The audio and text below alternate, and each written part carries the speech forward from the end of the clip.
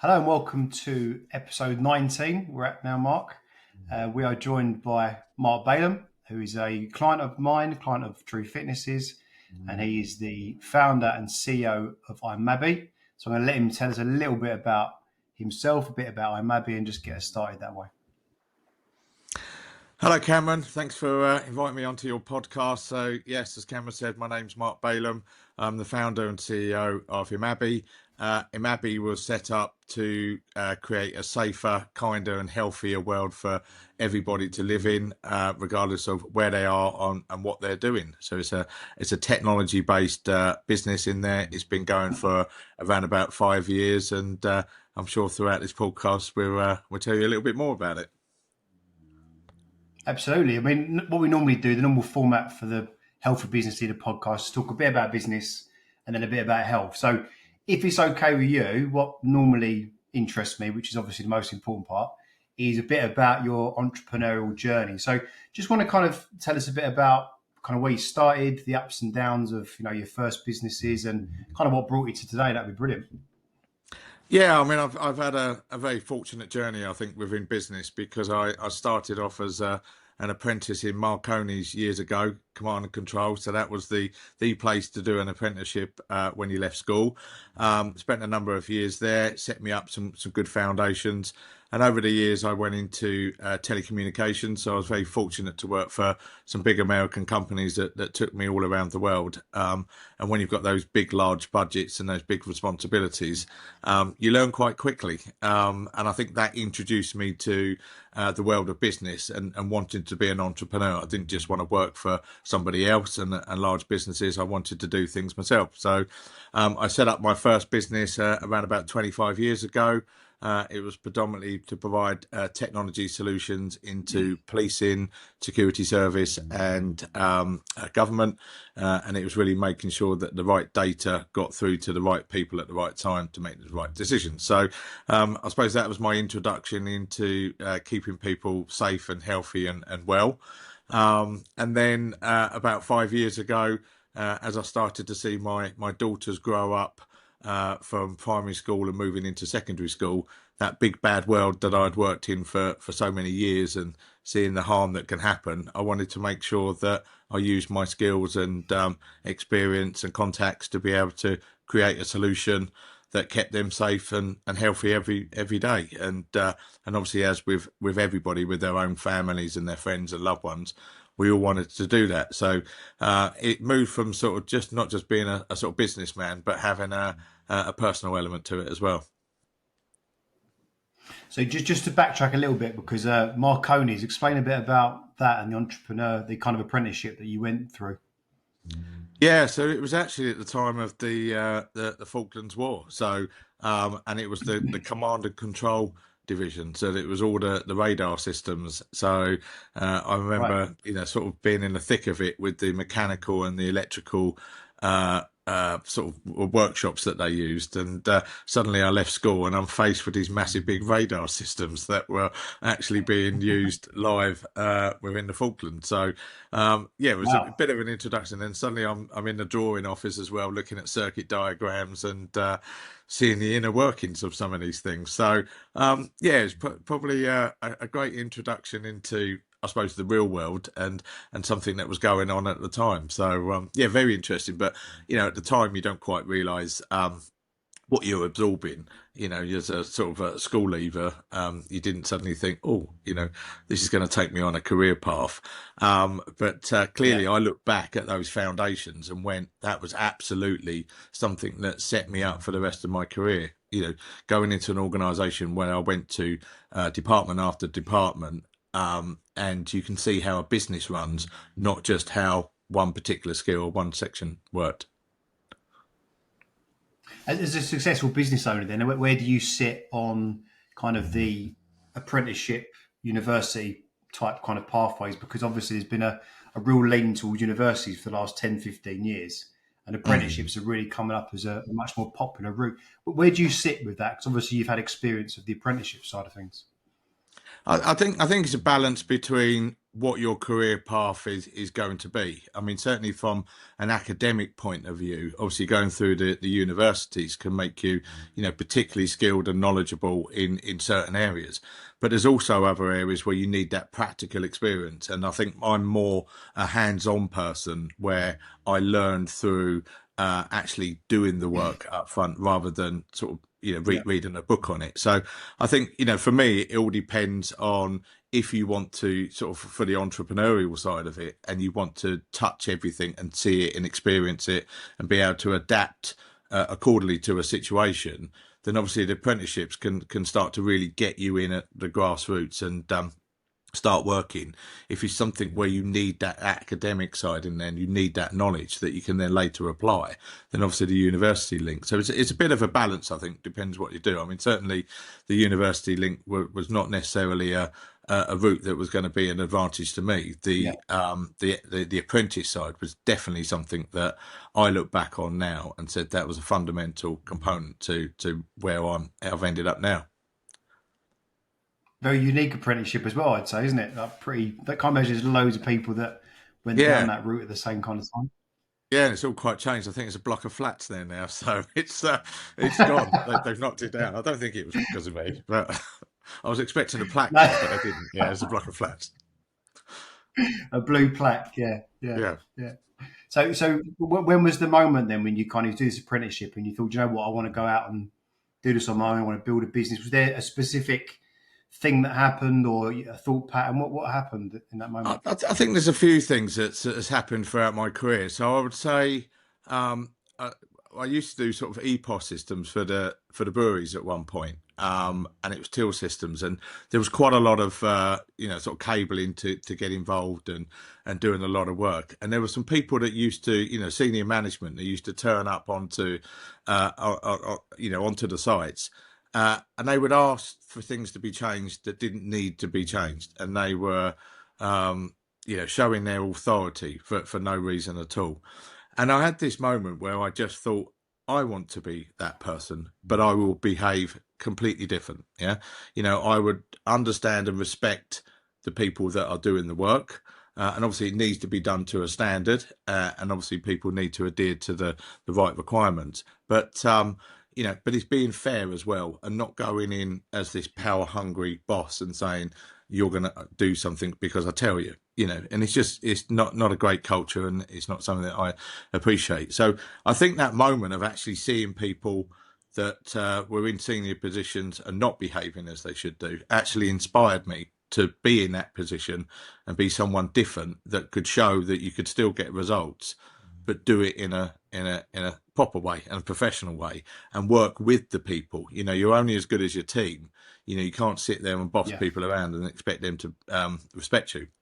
You can only work when you've got that respect and people feel passionate and part of the business. So that really inspired me. So all those people out there that probably aren't in work anymore are the people that actually inspired me to where I am now.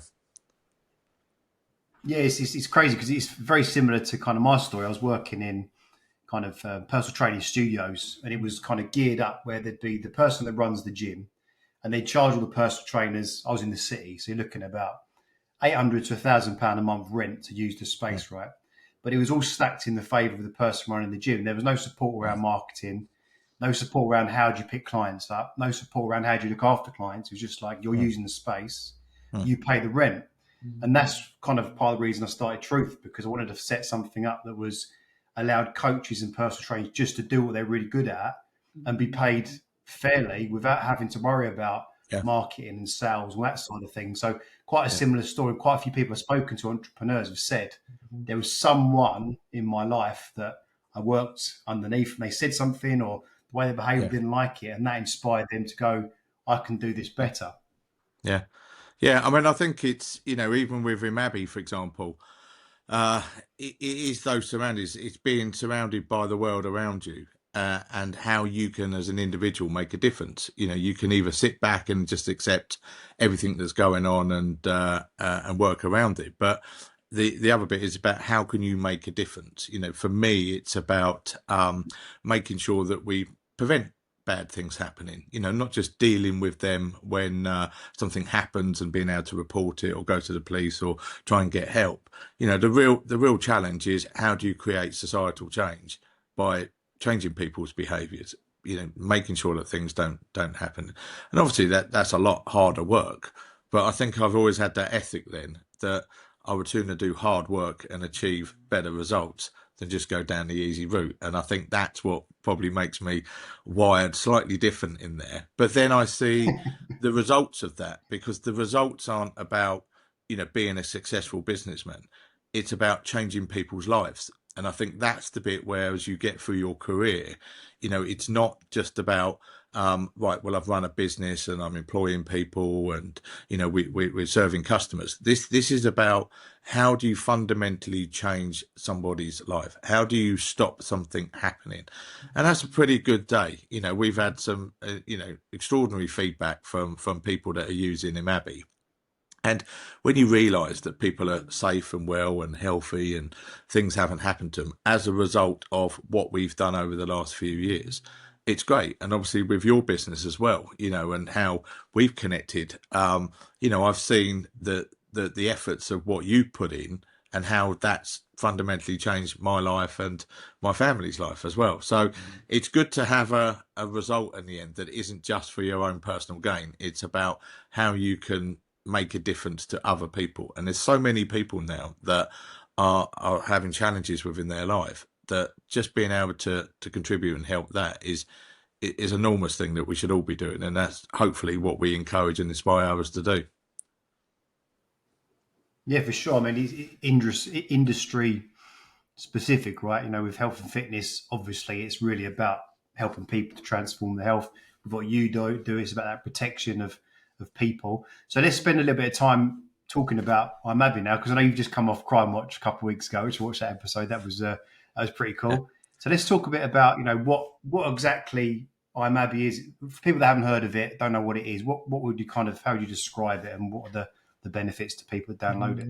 Yeah, I mean, as I say, my daughter's inspired me. So Imabi, if everybody's confused about, why is it called Imabi, it's named after my daughters Imogen and Abigail. So straight away, there's a personal element to that. And to me, it's about, how do you keep everybody safe, well, and connected every day, everywhere in there. And it doesn't matter if you're in the workplace, if you're commuting, if you're just walking around the parks or the streets, or getting onto public transport, or you're in the education system at schools, colleges and universities. It's making sure that we provide all of the essential tools all in one place. So it's about convenience and accessibility, to be able to access information so you know what's right and wrong and how to keep safe. You've got easy access to reporting if something does happen.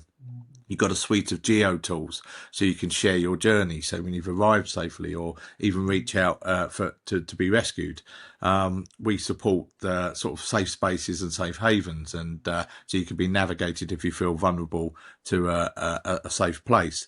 We've tied in with the British Heart Foundation and put the National Defibrillator Network on. So from a health point of view, if you needed that, we're now being asked to add on things like bleed kits and trauma packs and acid kits. So it's about sort of first aiders out there that can actually help some member of the public out there. And there's a local first aid kit. We've got notice boards in there to support campaigns, and we link with a lot of charities and support organisations. So how can we amplify the great work that they're doing and make it more accessible for people to be able to access that information? So it's about putting a number of services and features all in one place, rather than downloading 20 different apps, or Googling something and then finding out you'll get the information that somebody wants to give you. So it's that trusted source, and that's what we wanted to do. It wasn't about reinventing the wheel. It was about working with like-minded organizations and partners, bringing them all together in one place, making it accessible. And we've done that through 3 main applications. One isn't called Inspire, which is for the education market. So it's predominantly there to safeguard and provide the wellness and mental health of students and teachers as well, because they're going through quite a challenge. We've then got Pro, which is for the workplace. So it's about tackling workplace discrimination and harassment and behaviours that go on. It reinforces your policies, your training, and what you stand for as a business, which is really important now because, as I said earlier, without your staff, you don't have a business. It's as simple as that. So you want to attract talent and retain talent. And with things like the Worker Protection Act now coming to force, where you've got a responsibility to prevent things happening in the first place, is even more important that you make sure that you provide these tools and make them accessible to your team. And then we've got the very exciting, which is what we was invited on to Crime Watch for, which is to talk about Imabi Travel Guardian. So that is for all types of public transport. So if it's for trains and buses and trams and taxis and scooters and bikes and even running and walking, it's basically for everybody out about in their day. We're giving that level of protection. It's a free to download app, so we certainly encourage anybody to go onto their app stores and download Imabi Travel Guardian. You just need to go in. You can use the app. If you want to use Geo, you just sign up to the Geo, and it all works. So and it's free, and you know it's making a difference. So, and it was good for, I'd say, Crime Watch to invite us on and be able to present that, and they absolutely loved it, and it's really exciting. Yeah, I watched the episode. There's some real kind of positive feedback on the app, and people were clearly excited about the benefits to it. So from your side of things as the business owner, then, is it one focus at the moment, really trying to kind of get more people downloading it to help more people? What's the focus at the moment, would you say?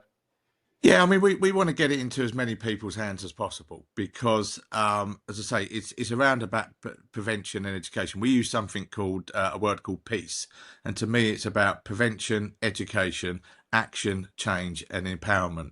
And you need all of those to come together to ultimately get peace. You know, and I know it sounds a bit corny on there, but when you break that down. And it is, you know, how do you stop things happening? It is around education. We live in this normalized society where people just accept all these behaviors going on. And what we want to do is say to people, no, it's not acceptable, this behavior. And you can also go and get help. And therefore we can navigate people to support charity and organisations or actually report it. And we partnered with Crime Stoppers, so you can anonymously report crimes. Or we link into police.uk where you can actually report a crime to your local police force as well. And if you're in an organisation or school, then we link you directly into your safeguarding teams or your HR department or security or health and safety. So, you know, we increase the probability of you being able to reach out to the organisations and encourage people to report. You know, we see so many historic cases now where things have happened years ago and people have not felt empowered to report, and things are only going to change if people have a voice. And that's one of the areas we got within the app is a your voice area. So we're encouraging people to have their say, tell us what's going on in their communities, tell us what's going on within their workplaces or their lives. You know, we've had some outstanding responses to the surveys and snapshots that we've sent out, and we've got some really powerful statistics that are telling us that lots have got to change. Any kind of standout stats for you that really kind of you'd like to share that you think people would have an impact on people? Yeah, I mean, we shared some, you know, on the Crime Watch program, for example. So, you know, we've got, you know, about 72% of women have experienced public space harassment, but only 1 in 5 are actually reporting it.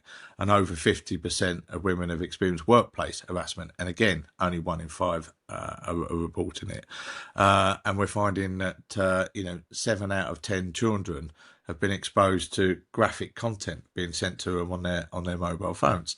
And when you start to look at some of these statistics of what's going on, it's absolutely alarming because it has become this norm, you know, and certainly the focus having 2 girls, for example, you know, tackling violence against women and girls and domestic abuse is something very sort of passionate for me that I want to change, because it's important as a man that I mean, I'm an ambassador for White Ribbon, which is sort of ending male violence against women and girls, and I have to stand up and take responsibility as a man and my fellow man to hopefully educate them to behave more responsibly and understand that their actions can be interpreted in a different way. I mean, obviously, sometimes men's behaviours are just downright terrible, but also someone that doesn't quite understand how their behaviours can be perceived by somebody else. They just need to be more conscious. So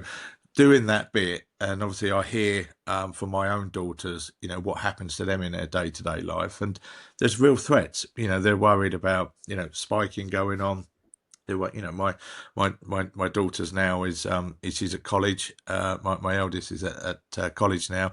She works in a beauty salon on a Saturday. She goes out to the laundrette next door, and people are going past, fans are going past, whistling at her and beeping. And that's not the behaviour. That's a 17-year-old girl in there. So we've got to stop these things happening.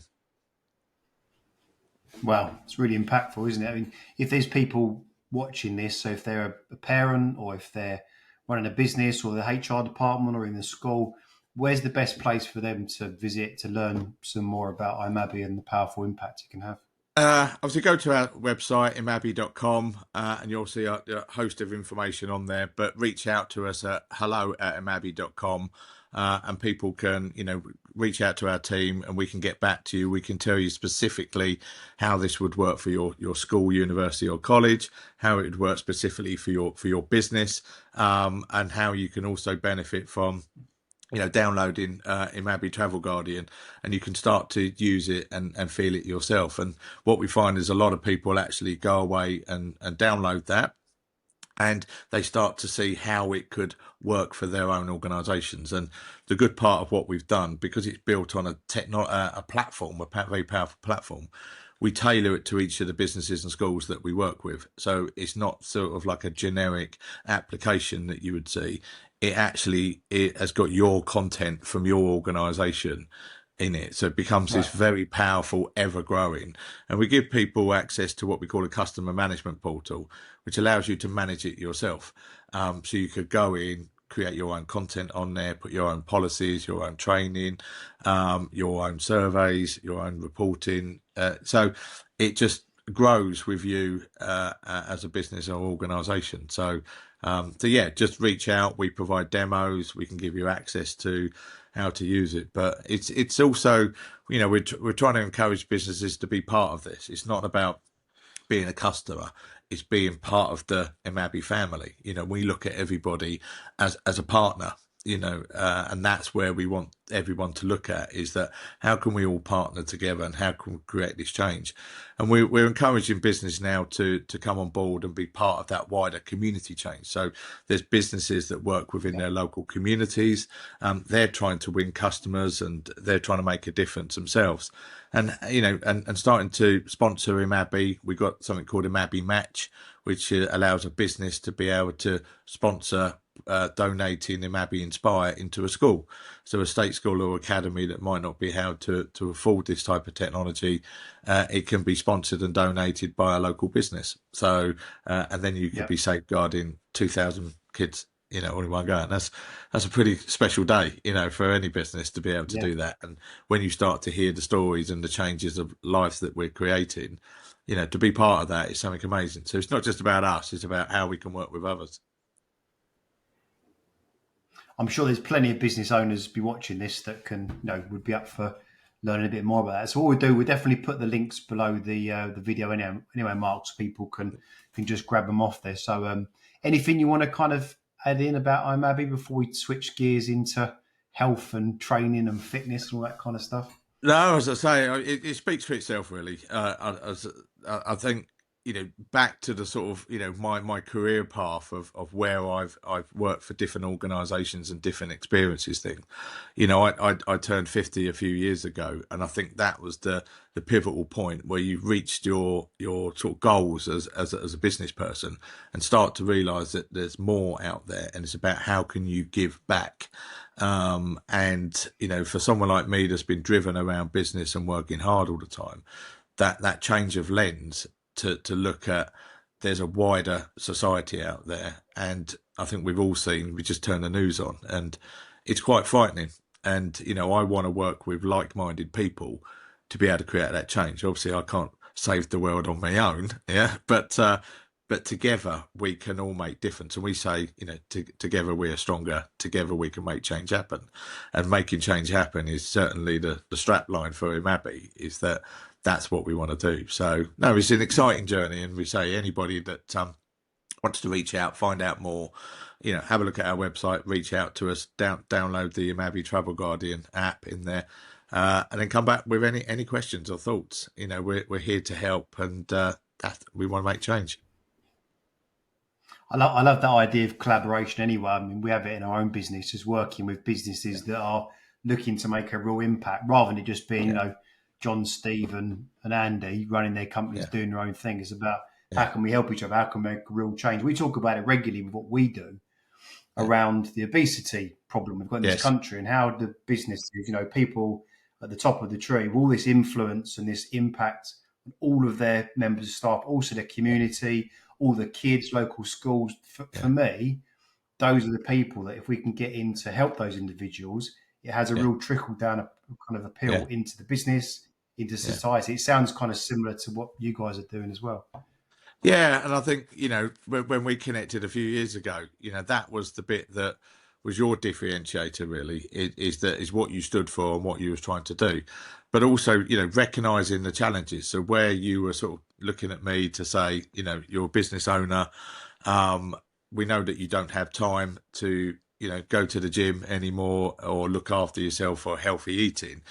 But it's a very important part of the journey. What I can't do is just get up every day and expect to abuse your body, abuse your mind, and be able to run a business. There's got to be a balance. And I think one of the things when I met you a few years ago was that how we can successfully achieve that balance between running a business and how it actually be beneficial to get more healthy, to eat more healthy, how your mental health and your mind and your body then works and then you can apply that back into your business. So, I always constantly say I don't have any time. Is 100% of my day is always full up with something in there.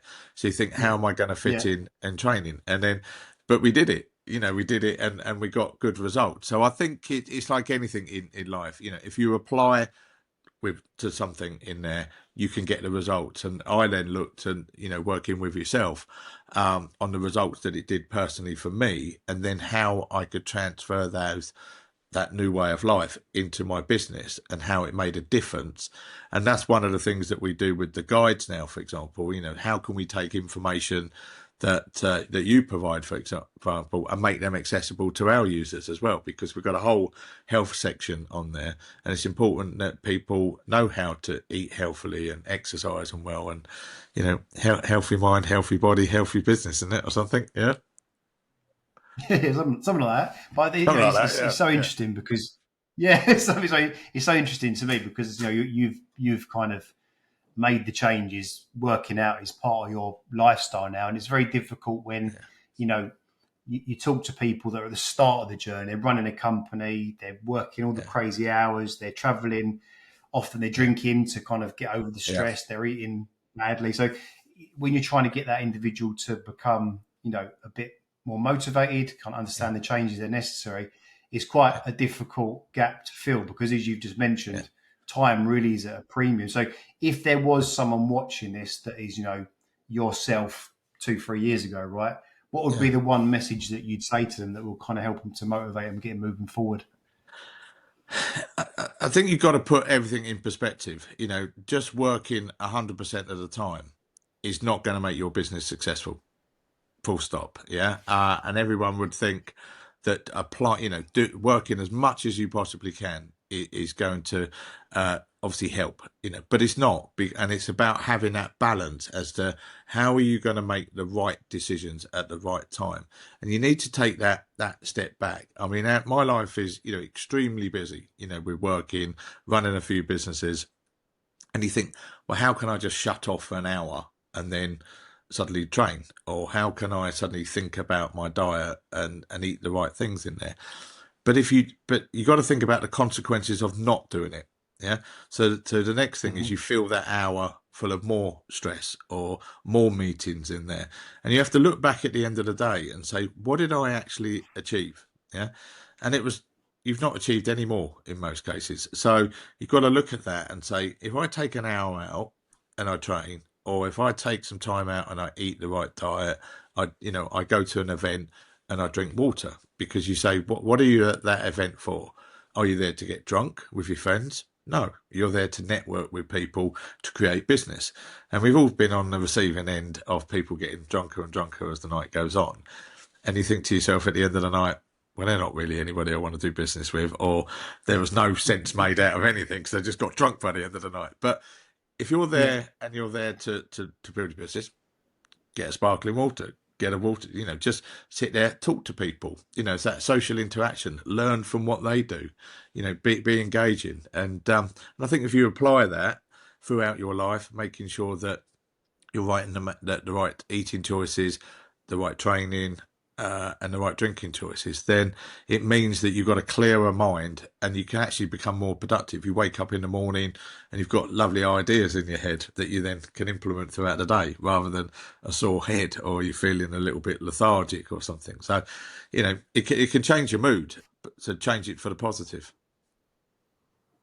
Well, what was the biggest impact for you when you went from all the things you described before, not feeling great, a little bit overweight, not feeling positive and as energized as you could be? What was the biggest change for you as you started to work out and look after your food a bit better? Confidence. I think the biggest part for me was walking into a room and feeling confident. Not walking in thinking I feel a bit sluggish, a bit thoughtful, clothes are a bit tight, and things like that. It's walking into the room proud of yourself that you've achieved something that's made a difference to yourself, and then you can, when you walk into a room, you feel more confident. And I think you feel more positive and more energized. And I think that makes a difference. That comes across in business. If you're, how many times have you seen people sitting there slumped down in their seats, not really with it, quite tired and things like that?